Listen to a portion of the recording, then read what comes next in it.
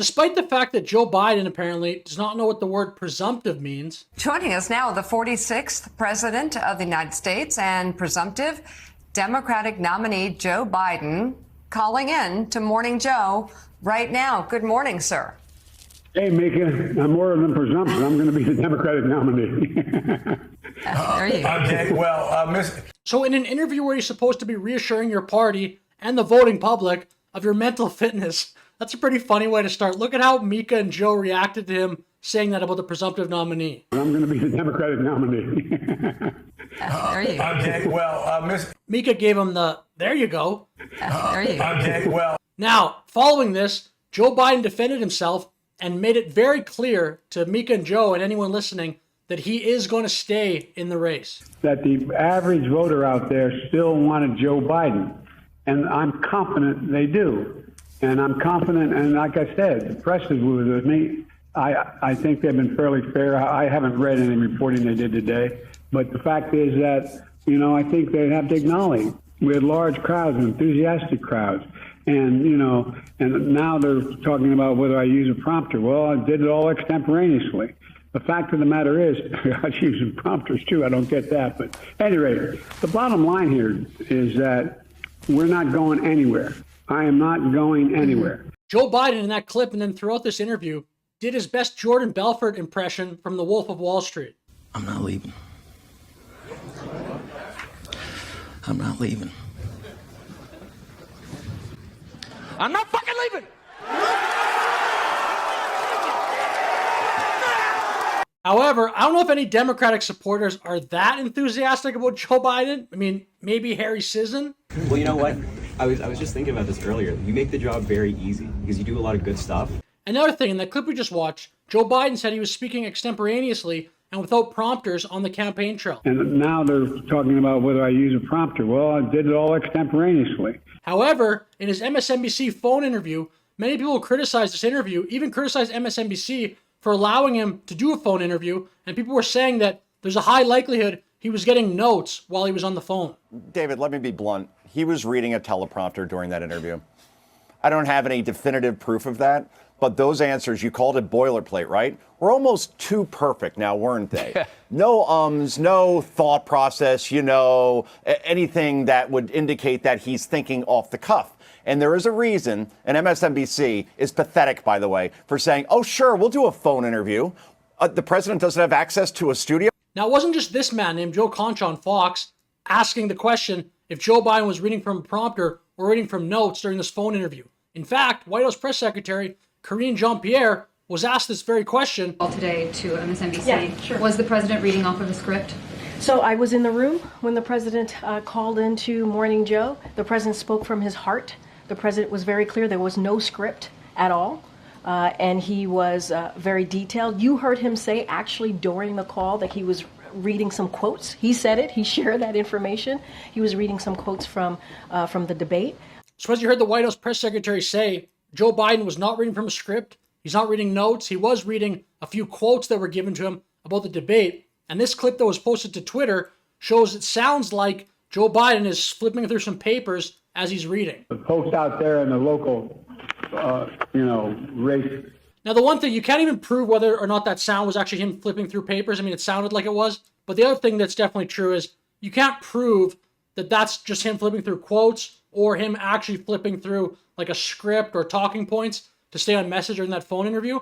But the one thing is, despite the fact that, yes, it's a phone interview and just that's easier than doing like an in-person interview like he did with George Stephanopoulos or a debate like he did with Trump, I think of the three appearances, that actually was his best performance. It wasn't great still, but I think in that interview, he had a little bit of more energy. Joe Biden sounded energetic. And I mean, he made it clear he's not leaving. I'm not fucking leaving! But whatever Joe Biden is doing, this phone interview, other campaign appearances, whatever him or his team are doing, it actually is working. He's back to being ahead of Kamala Harris in the betting market. Just a few days ago, Kamala actually passed him and likely U.S. president for 2024, signaling to many people that a potential switch was incoming. Now that's flipped back, and Joe Biden, at least at the moment, is twice as likely as Kamala Harris in the betting markets to be the next U.S. president. So where does that leave us now? I think that we are about to head back into an absolute political circus, just like in 2016.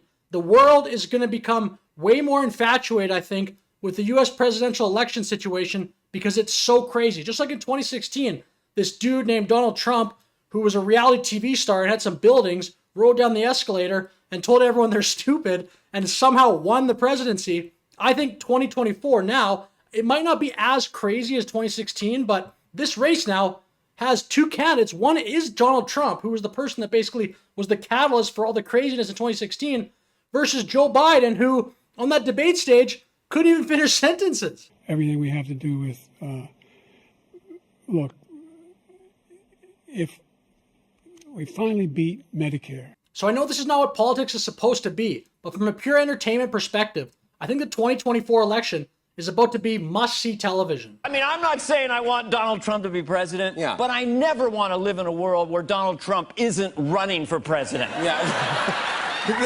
My quality of life has gone way out. The best thing ever happened to us. Google News. What did he do? What did he say? So this is a clip from 2016 where Dana Carvey is talking about the circus that was the 2016 election campaign.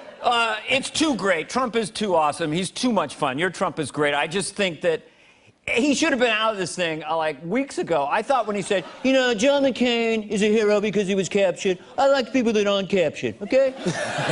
I thought, he's out of the race. He's out. No, it doubles, it triples. He's like a rocket. It was huge. But now in the upcoming election, you have Donald Trump, who is prone to saying wild things. I'm sure most people would agree he's dialed that back to a large extent, but he still does not really care about political correctness and will like shoot from the hip and whatever. She's crooked Hillary. Don't you understand that?